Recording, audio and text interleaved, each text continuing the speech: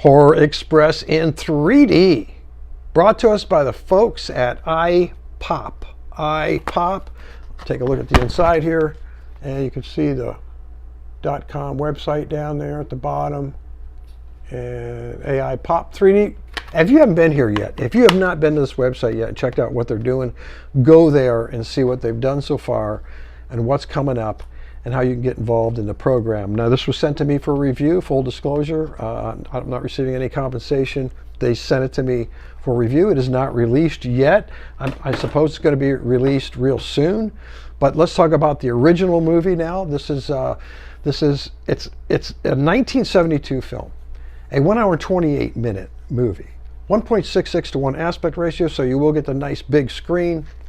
6.5 out of 10 on Internet Movie Database, 81% Rotten Tomatoes approval score, so that's good. Directed by Eugenio Martin, stars Christopher Lee as Professor Saxton. You've got Peter Cushing as Dr. Wells. You've got Alberto de Mendoza as the father or the priest or the spiritual advisor.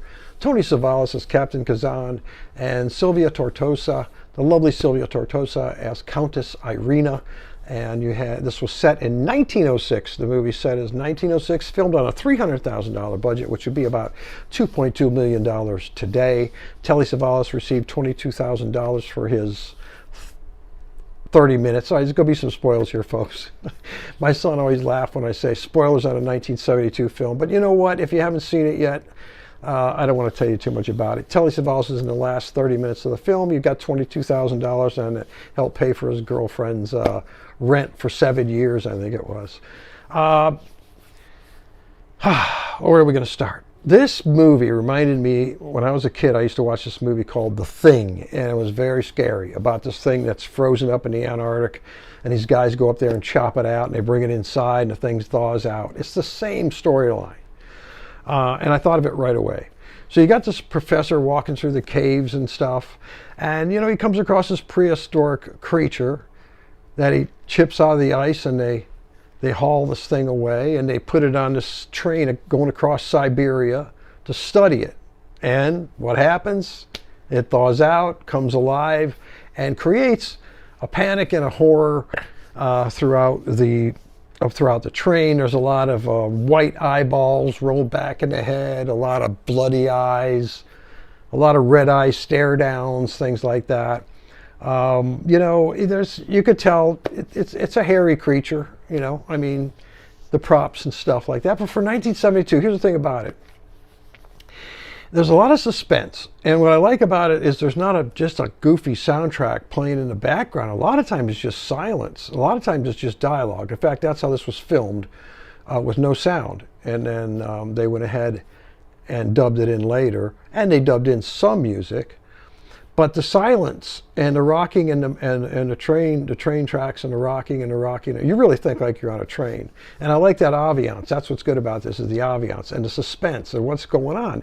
And the plot kind of changes. It moves along real fast, and the plot changes. It takes on 3 different characters. You've got this prehistoric thing that they chipped out of the ice, and then you've got this other entity or character, and then by the third time you realize it's something else. And I'm not going to tell you what that is because I want you to watch it, okay? And I don't want to spoil that for you. But it was really good. Let's talk about the 3D now. The 3D was, what can I say about iPop now? I put my glasses on and I expect it to be perfect, and it is. And I don't know how else to describe it. You don't even think that it was converted. The movie comes on, you put your glasses on, you're so engrossed into the movie, and you don't really realize that these guys just got together and made this 2D film into a 3D film. You just don't think about that. That's how good it is now. In the beginning, they had a couple anomalies here and there, and I spotted them. I really didn't spot absolutely anything that's worth mentioning, okay? And nothing that distracted me. That's how well this is done, and you're just going to be telling yourself, wow, this was a 2D movie. Some of my favorite shots are down the rail trains, down the rail corridors, down the train at night, with all the lights, the interior shots. Always the interior shots are always good to me. I always appreciate the interior shots. And it's basically all in the interior film. So, keep an eye out for this.